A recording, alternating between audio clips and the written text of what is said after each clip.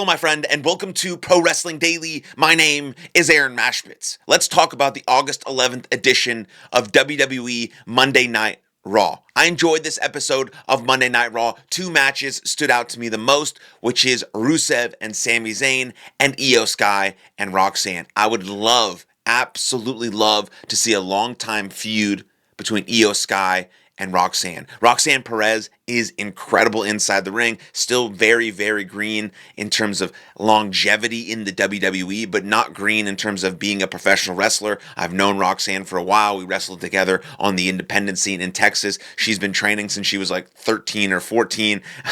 So she has a lot of experience in the ring, and you can tell because she knows exactly what she's doing. She's very crisp, she's very sharp, and she's very well trained. And so I would absolutely love to see a Roxanne Perez and an Io Sky feud that's extended, that's long, that's heated, that's aggressive. So maybe we'll see that, but we actually saw a really good match between them again on Monday Night Raw. Roxanne, Io Sky ended in a little, kerfuffle with all these sorts of things happening. So who knows what sort of seeds it's going to plant in the Io Sky thing with her and Rhea Ripley and her and all of her teammates and Asuka and Kairi Sane and all of these people. What is going to happen there? But I just hope that we can see more Roxanne Perez and Io Sky in the ring, because like most people, I think Io Sky is probably the best pound for pound women's wrestler in WWE. I think Rhea Ripley is a little bit more over, but I think Io Sky is a little bit sharper, a little bit crisper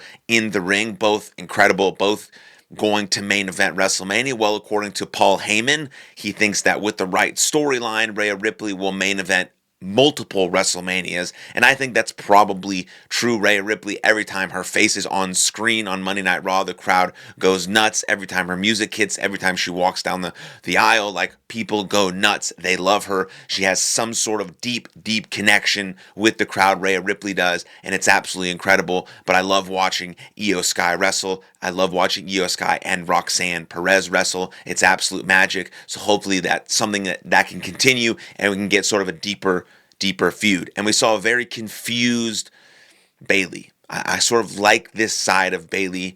I want to see what it leads to. Everyone's been talking about a Cody Rhodes heel turn. Everyone's been talking about John Cena turning back to babyface. Well, what if we see a Bayley heel turn? Would that work? Would that make sense? In this point in her career, I think it would. And based on the interview she gave on Monday Night Raw, she is not feeling her best. She's confused. She's never felt this way. She doesn't know what to do. In her 13-year career, this is the only time she's had these sorts of thoughts and feelings. So maybe we're going to see Bayley go to the dark side. That's something to think about as we progress into the back half of this year, leading into SummerSlam, or leading into WrestleMania potentially next year, where she could have a match against someone, Becky, Charlotte, could be anyone, as a heel, potentially thinking about that as sort of long-term vision thinking. And then we saw Rusev and Sami Zayn, which I thought was an incredible match. Now, everyone's talking about, said that now twice now, but anyway, stay with me. Everyone's talking about, potentially Sami Zayn winning the big one, potentially LA Knight winning the big one. People were talking about Karrion Kross winning the big one. And by the way, there were absolutely zero chance of We Want Kross on Monday Night Raw on August 11th, the day after Kross's contract ended. So all of that We Want Kross stuff lived on social media. I'm still not 100% convinced that Karrion Kross isn't coming back to WWE, and this is all just a potential work to keep the fans impatient. But I also understand if he's gone forever.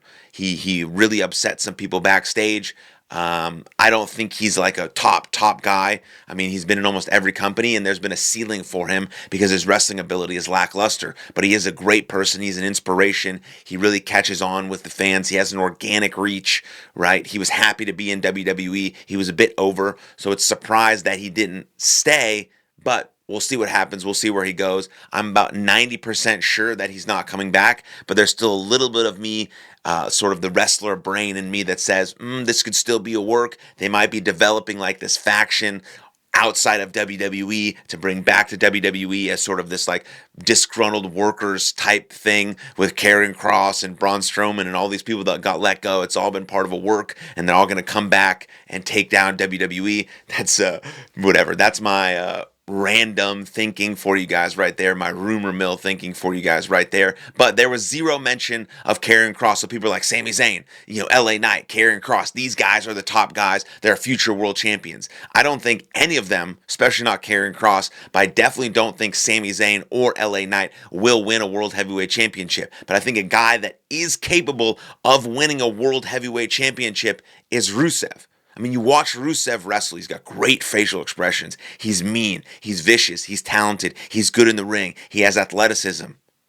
Like his promos since he came back are real, are raw, are him, right? And you think, okay, that guy could definitely be a world heavyweight champion.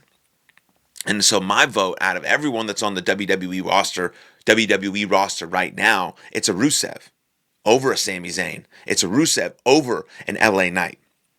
I mean, my number one pick to win World Heavyweight Champion outside the obvious of like a Jacob Fatu and a Braun Breaker, those guys are definitely going to main event WrestleManias and win world titles. It's already basically been said by Paul Heyman. My next pick is a Chad Gable. I think Chad Gable is absolutely incredible. He gets reactions every time he comes out. He can do anything that WWE asks him to do, and he's actually fucking incredible in the ring. He has great charisma, and the same goes for Rusev.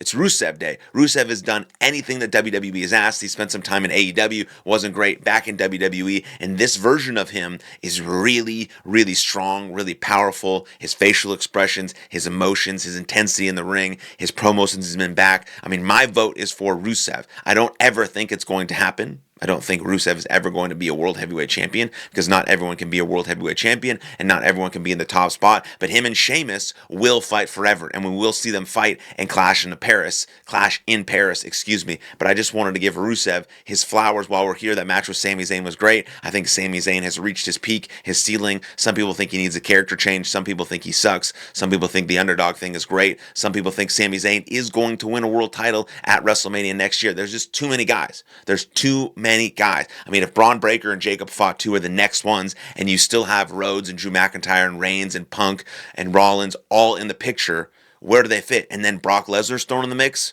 Wow. That's a lot of really, really top guys to sort of break through that window. You're not going to see Fatu, Breaker, Zayn, LA Knight, Rusev, Chad Gable. You're not going to see all of them break into the top guy scene. You're only going to see one or two of them, and that's going to be Breaker and Fatu. And then that leads us all to what is going to happen at Clash in Paris, which is going to be a fatal four-way for the World Heavyweight Championship. I kind of like a fatal four-way. A lot of things can happen. You know that Seth's goons are going to be involved. That's kind of the way they've been ending Raw every single week. Hopefully that doesn't keep happening every single week because it's a little tired.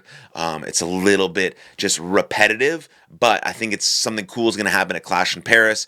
Seth Rollins will retain his title, and then he'll maybe go on to separately feud with CM Punk. I think LA Knight and then Jey Uso will be sort of done with the world title scene. This is going to be Jey Uso and LA Knight's last chance at the world title, and then they're going to sort of move to the side, and then you're going to see CM Punk and Seth Rollins really go head-to-head heading into the back half of the WWE year. We also know that John Cena and Logan Paul are going to fight at Clash in Paris, and I do think that we're going to see a Drew McIntyre versus Cody Rhodes at Clash in Paris as well. So those are my thoughts and opinions about what happened on Monday Night Raw and what's going to happen moving forward as we move closer to Clash in Paris, which is going to be an incredible PLE. And I want to know what you think. What do you think about everything that I said? Who's a future world champion? Who's a future world champion? Let me know in the comments down below. What would you rate the August 11th edition of Monday Night Raw? Let me know in the comments down below. Then like this video, subscribe to the channel, and I'll see you guys next time. Lots of love.